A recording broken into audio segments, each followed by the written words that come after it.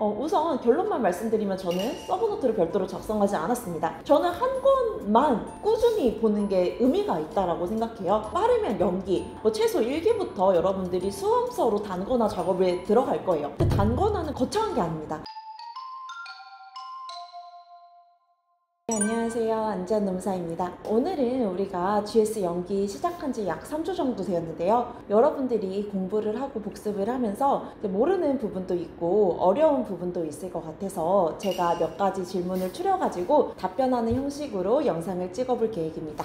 먼저 이제 첫 번째 질문입니다. 문장을 조금이라도 써보는 것이 좋을까요? 아니면 지금은 다독만 하는 게 좋을까요? 박경규 교수님 책을 하루 20분 정도씩 소리내서 읽고 녹음 중인데 녹음을 하니까 꾸준히 읽는 듯 해서 녹음은 하고 있는데 별 의미는 없습니다. 어떻게 공부를 해야 될지가 궁금합니다. 두 번째 시간에 경영조실 시간에서 정보 처리 모델이라는 것을 지각 파트에서 배웠습니다. 그래서 정보 처리 모델이라고 하는 것은 여러 가지 지식과 정보를 저희 머릿속에 장기 기억으로 저장을 해가지고 그 장기 기억을 토대로 인출을 해서 현출을 하는 과정이에요. 그래서 결국 우리 시험의 과정은 인풋과 아웃풋으로 나눌 수 있다고 할 수가 있겠습니다. 지금 질문 주신 부분은 인풋과 관련된 내용인 것 같아요. 그래서 인풋을 할 때 어떻게 공부를 해야 보다 효율적으로 할 수 있을지에 대한 질문으로 보입니다. 우리가 인풋을 할 때는 목적 의식을 가지고 인풋 작업을 하셔야 돼요. 목표를 잡을 때는 캐스케이딩이라고 하는데 연기 때는 제가 키워드 암기가 정말 중요하다고 했어요. 키워드 위주로 여러분들이 내가 스스로 문장을 현출할 수 있는 능력을 키우겠다라는 목적 의식을 가지고 책을 읽으셔야지 아무런 목적 의식 없이 책을 읽는 거는 소용이 없습니다.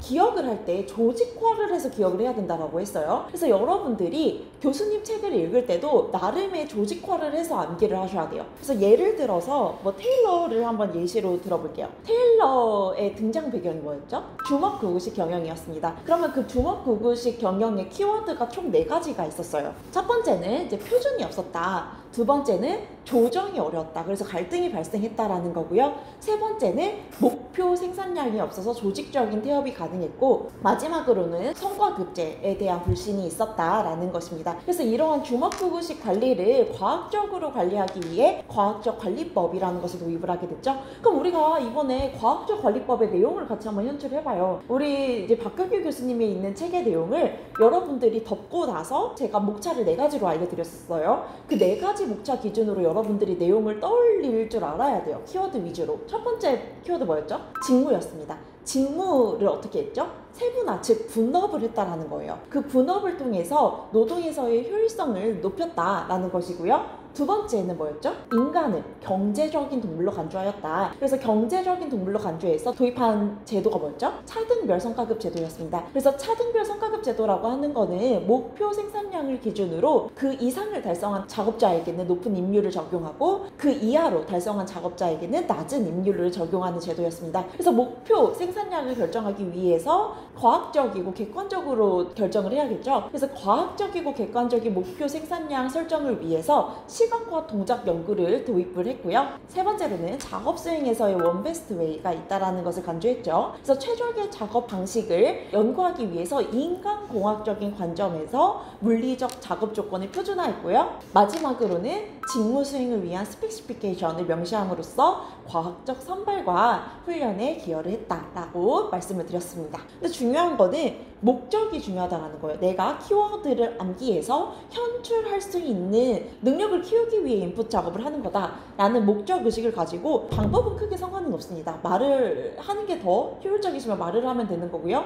쓰는 게 나는 효율적이다 라고 하면 쓰는 방법으로 여러분들이 공부를 하시면 될 것 같아요. 두 번째 질문입니다. 혹시 수험생 할 때 별도의 서브노트를 만드셨나요? 이제 서브노트에 관련한 질문인데요. 우선 결론만 말씀드리면 저는 서브노트를 별도로 작성하지 않았습니다. 저는 한 권만 꾸준히 보는 게 의미가 있다고 생각해요. 그래서 먼저 연기 때는 우리가 개념에 대한 이해를 바탕으로 해서 빠르면 연기, 최소 1기부터 여러분들이 수험서로 단권화 작업에 들어갈 거예요. 근데 단권화는 거창한 게 아닙니다.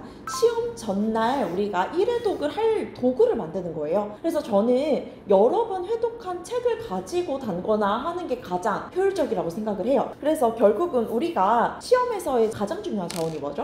시간이죠. 우리가 정해진 시간 안에 최소한의 효율로 공부를 해야 된다고 생각해요. 그래서 저는 인풋 작업을 하기도 아까운 시간이라고 생각합니다. 그래서 별도의 뭔가 정리하고 서브노트를 만드는 작업은 정해진 시간 내에서 효율적으로 공부하는 데는 약간은 부적합하다고 생각해요. 그래서 저는 별도의 서브노트는 만들지 않았고요. 단거나는 했습니다. 그래서 단거나의 방법은 제가 또 추후로 뭐 더 설명드릴 테니까 우선은 지금부터 뭐 서브노트를 만들겠다 이러한 생각보다는 말씀드렸듯이 기초 개념에 대한 이해와 암기 위주로 연기를 보내셨으면 좋겠어요.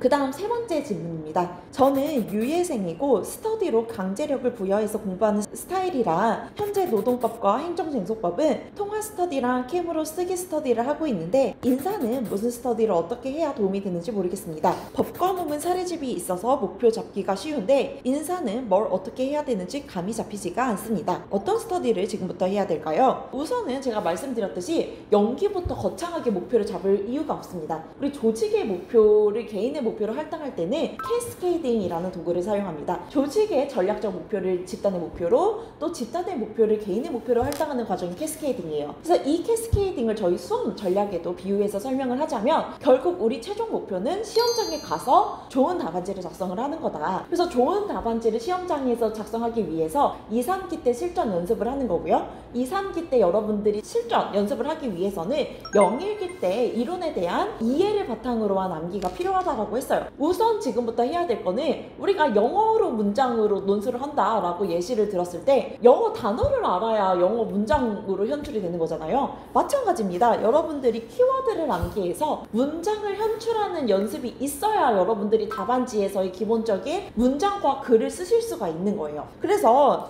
연기부터 할 수 있는 스터디를 제가 추천을 드리면 개념을 여러분들이 명확하게 현출할 수 있는 스터디를 하셨으면 좋겠습니다. 답안지에서도 이제 보시면 차이가 이런 기본에서 나요. 기본에서 개념을 명확하게 서술했냐 이러한 기본기를 바탕으로 여러분들이 더 단계를 나아가셔야지 기본기도 없는 상황에서 내가 당장 전체적인 문단을 구성하고 답안지를 구성하겠다 이거는 말이 안 되는 거거든요. 할 수가 없는 겁니다. 그래서 여러분들이 기초를 탄탄히 다지기 위해서는 연기 때 스터디를 개념 현출 위주 스터디로 해서 기본을 탄탄히 잡고 가셨으면 좋겠습니다. 그 다음 네 번째 질문입니다. 수업 시간에는 2기부터 기출을 보신다라고 간단히 이야기하셨는데 문제 해석 능력과 관련해서 기출을 미리 볼 필요가 있어 보입니다. 그래서 그와 관련된 이야기를 듣고 싶습니다. 문제 해석 능력은 단번에 키워지는 게 아니라고 보입니다. 맞습니다. 우리가 출제 문제 유형을 총 제가 상중하로 나눌 수 있을 것 같아요. 먼저 가장 쉬운 난이도는 문제에서 물어본 것을 명확하게 쓰는 단답형 문제가 있고요. 그 다음에 중간 정도의 난이도는 주제 간 연결 능력을 물어보는 응용형이라든지 분설형 문제가 있고 마지막에 최고난이도의 문제는 답이 여러 개로 제시될 수 있는 개방형 문제, 인사관리의 경우는 그렇고요. 우리 경영조직론은 이제 한 페이지가 되는 기업에서의 사례를 제시해서 여러분들이 기업 사례를 분석해서 솔루션을 이제 제시하는 그러한 이제 사례 적용 문제가 있을 수가 있겠습니다. 당연히 우리가 쉬운 것부터 어려운 것으로 접근을 해야 된다라고 말씀을 드렸어요. 그래서 저는 이제 문제, 기출 같은 경우에는 1기부터 볼 거예요. 그래서 1기부터 가장 쉬운 단문형 문제를 우리가 푸는 연습을 할 거고 2기 때 이제 응용형 위주로 저희가 문제를 풀어볼 거고 개방형 문제라든지 사례 적용 능력 문제라든지 이런 것들을 풀 계획입니다. 마지막 질문입니다. 연기 때 기초 개념부터 공부를 하면 과연 2, 3기 때 모범 답안처럼 답안을 작성할 수 있을까요? 결국은 이제 내가 최종 목표로 2, 3기 때 모범 답안처럼 답안지를 작성할 수 있을까에 대한 이제 막연한 불안 같습니다. 근데 우리가 항상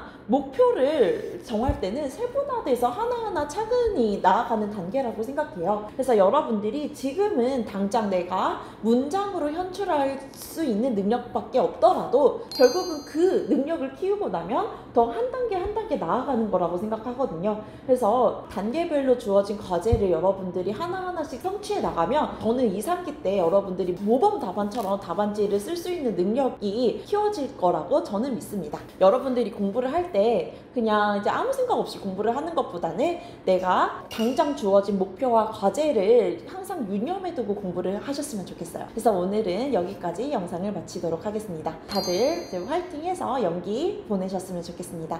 화이팅입니다.